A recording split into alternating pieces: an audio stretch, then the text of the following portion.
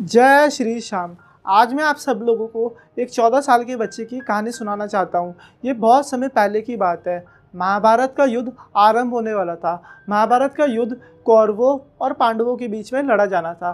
कौरवों की रखवाली मेरे कान्हा जी की नारायण सेना कर रही थी और मेरे पांडवों की रखवाली मेरे खुद श्री कृष्ण जी कर रहे थे। श्री कृष्ण जी ने कुंती को वचन दिया था कि वो उनके 5 पांडव की रखवाली करेंगे। 5 पांडवों में से भीम के पुत्र हुए घटोत्कच। घटोत्कच के पुत्र थे बर्बरी। आज की स्टोरी में हम बर्बरी के बारे में ही बात करेंगे। बर्बरी एक 13 साल के बालक हैं, एक 13 साल के बच्चे हैं जो एक क्षत्रिय फैमिली से बिलोंग करते हैं। जैसे कि परिवार में होता है कि अगर कोई एक बड़ा डॉक्टर है, छोटा भी क्या बनता है? डॉक्टर बनता है। अगर कोई बड़ा इंजीनियर है तो छोटा भी क्या बनेगा? इंजीनियर बनेगा। अगर कोई बड़ा टीचर है तो छोटा भी क्या बनता है? टीचर बनता है। ठीक इसी प्रकार बर्बरी क्या है? बर्बरी माता मौरवी के लाल हैं और किसके पुत्र हैं? बर्बरी घटोत्कच के पुत्र हैं। बर्बरी अपनी माता से हाथ जोड़ के प्रार्थना करते हैं, माता प्रणाम, माता मैं ना कुछ शक्ति प्राप्त करना चाहता हूँ। जो माता मौरवी है वो माँ कामाख्या की उपासक है। माता मौरवी बोलती है, पुत्र एक काम करो, तुम माँ दुर्गा की तपस्या करो, माँ दुर्गा की पूजा करो, वही तुम्हारा कल्याण करेगी। बर्बरी घर से निकल पड़े माँ दुर्गा की तपस्या करने। जैसे ही बर्बरी ने माँ दुर्गा की तपस्या करी, माँ दुर्गा की सच्चे मन से पूजा करी, बर्बरी को 3 बाण प्राप्त हुए। वो 3 बाण ऐसे थे जिससे तीनों लोग जीते जा सकते थे। बर्बरी अपने घर पहुंचते हैं। महाभारत का युद्ध आरंभ होने ही वाला होता है। इतने में बर्बरी अपनी माँ से प्रार्थना करते हैं, माता माता मैं ना महाभारत के युद्ध में हिस्सा लेना चाहता हूँ। माता माता मैं ना महाभारत के युद्ध लड़ने चाहता हूँ। माँ बोलती है, बेटा तू चला तो जा युद्ध लड़ने, लेकिन जाते जाते 2 वचन देके जा मुझे। बेटा पहला वचन, युद्ध में जो हार रहा होगा, जो कमज़ोर होगा, तू उसका सहारा बनेगा। युद्ध में तू हारे का सहारा बनेगा। हारे का तू है सहारा सावरे, हमने भी तुझको है पुकारा सावरे। हारे का तू है सहारा सावरे, हमने भी तुझको है पुकारा सावरे। जो युद्ध में हार रहा होगा तू उसका सहारा बनेगा। युद्ध में जो कमज़ोर होगा तू उसकी सहायता करेगा। तू हारे का सहारा बनेगा। हारे का तू है सहारा सावरे, हमने भी तुझको है पुकारा सावरे। हारे का तू है सहारा सावरे, हमने भी तुझको है पुकारा सावरे। दूसरा वचन माता मौरवी अपने लाल से मांगती है, बेटा जो तू रास्ते में जा तो रहा है, अगर रास्ते में कोई भी तेरे से कुछ भी मांगे तू उसे मना नहीं करेगा। दोबारा सुनो दोस्तों, रास्ते में अगर कोई भी तुझसे कुछ भी मांगे तू उसे मना नहीं करेगा।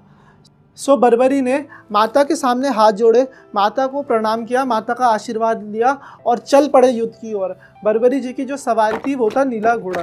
बर्बरी जी अपने घोड़े पे बैठे एंड युद्ध की तरफ अग्रसर होने लगे। इतने में जैसे बर्बरी युद्ध की तरफ अग्रसर होने लगे, युद्ध की तरफ चलते बने, इतने में ही तीनों लोग कांप उठे, चारों दिशाएं हिल पड़ी, अर्जुन की रथ हिल गई, तो हड़बड़ी मच गई। युद्ध आरंभ होने से पहले पांडवों की श्री कृष्ण जी से मुलाकात होती है।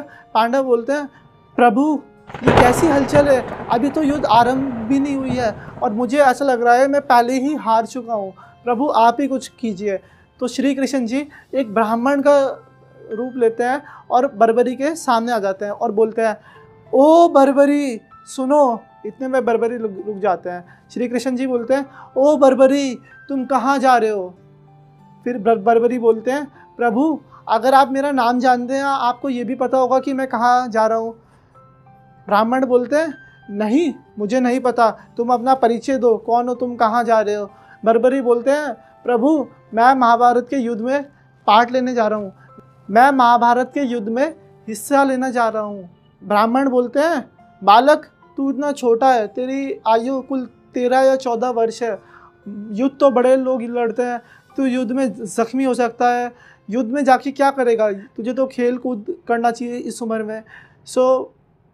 बर्बरी बोलते हैं, प्रभु बच्चा समझने की गलती मत करना। मेरे इन बाण में इतनी शक्ति है कि मैं पूरी युद्ध ख़त्म कर सकता हूँ। मैं एक ही बाण से पूरी युद्ध ख़त्म कर सकता हूँ। ना तो जीतने वाला बचेगा, ना तो हारने वाला बचेगा। इतने में ब्राह्मण बोलते हैं कि बेटा, बातें बनाना तो बहुत आसान है, अगर तुम्हारे अंदर इतनी ही काबिलियत है तो अपने आप को साबित करके दिखाओ। बर्बरी कहते हैं ठीक है प्रभु, मैं अपने आप को साबित करता हूँ। ये आप सामने देख रहे हो इतना विशाल पीपल का पेड़, ये पीपल का वृक्ष आप देख रहे हो। बर्बरी ने अपना निकाला बाण, बर्बरी ने अपना बाण चलाया। जैसे ही बाण चलाया पीपल के पेड़ पे लाखों पत्ते लगे हुए थे, सारे एक एक पत्ते खत्म हो गए। और ब्राह्मण ने क्या किया, श्री कृष्ण जी ने एक पत्ता अपने पैर के नीचे छिपा लिया। ब्राह्मण ने एक पत्ता अपने पैर के नीचे छुपा लिया। अभी बर्बरी को नहीं पता कि मेरे सामने श्री कृष्ण जी है। बर्बरी को क्या लग रहा है कि कोई साधारण ब्राह्मण है। तो जैसे ही उन्होंने अपने पैर के नीचे एक पत्ता छुपा लिया, जो बर्बरी का बाण है वो उन्हीं ब्राह्मण के पैर के आसपास आके घूमने लगा। फिर बर्बरी कहते हैं प्रभु, आप अपना पैर उठाइए, एक पत्ता आपके पैर के नीचे पड़ा हुआ है। सो जैसे ही ब्राह्मण पैर उठाते हैं वो पत्ता भी ख़त्म हो जाता है। सो ब्राह्मण समझ जाते हैं कि बर्बरी के बाण के अंदर बहुत शक्ति है, और अगर बर्बरी युद्ध के मैदान में पहुंच गए तो सबको ढूंढ ढूंढ के मारेंगे।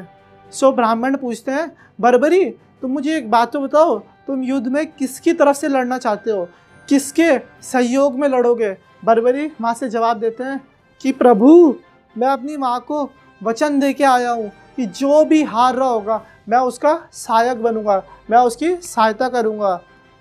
सो जैसे ही ब्राह्मण ये सुनते हैं, क्या बोल रहे हो तुम, हारे का सहारा, जो हार रहा होगा उसकी सहायता करोगे, ऐसे तो युद्ध खत्म ही नहीं होगी। मान लो अगर तुम स्टार्टिंग में पांडवों की साइड से लड़ते हो तो कौरव हारने लग जाएंगे, और अगर कौरव हारेंगे तो तुम कौरवों की साइड चले जाओगे तो फिर पांडव हारने लग जाएंगे, फिर तुम पांडवों की साइड चले जाओगे तो कौरव फिर से हारने लग जाएंगे, फिर तुम उनकी साइड चले जाओगे। ऐसा कैसा वरदान दे दिया तुमने, ऐसे तो ये युद्ध कभी ख़त्म ही नहीं होगा, ये युद्ध हमेशा चलता रहेगा।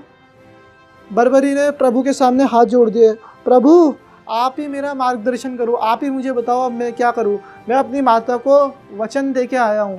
सो ब्राह्मण बोलते हैं बर्बरी, मेरी बात ध्यान से सुनो, इस धरती के कल्याण के लिए एक शीश की ज़रूरत है।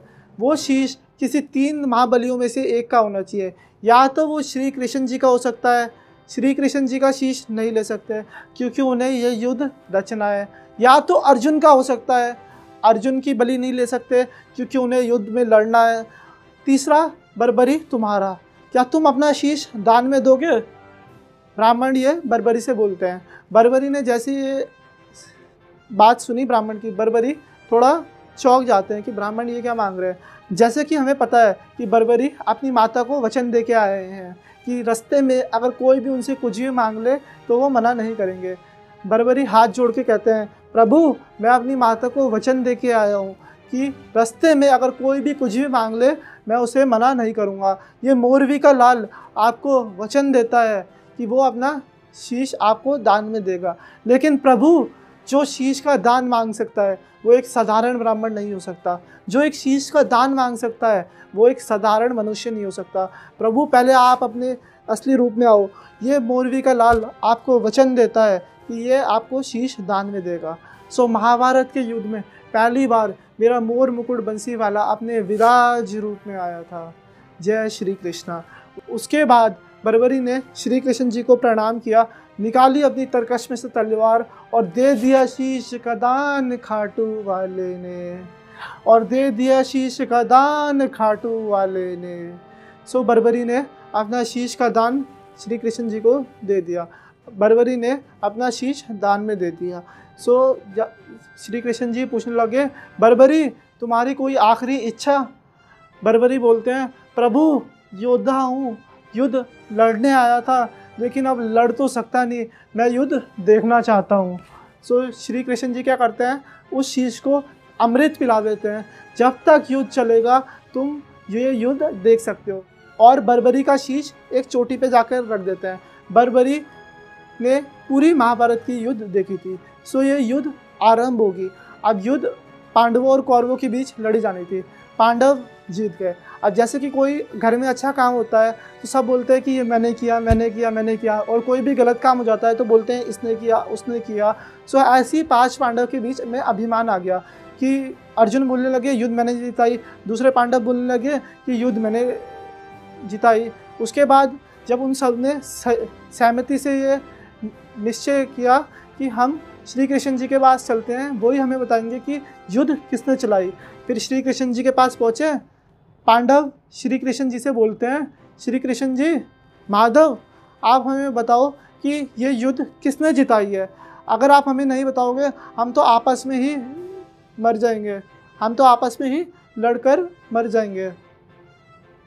श्री कृष्ण जी बोलते हैं, कैसी बात कर रहे हो तुम पांडवों, मैं तो रथ चला रहा था, मैं तो ड्राइवर था, मेरा पूरा ध्यान तो रथ चलाने पे था, मैंने तो कुछ भी नहीं देखा।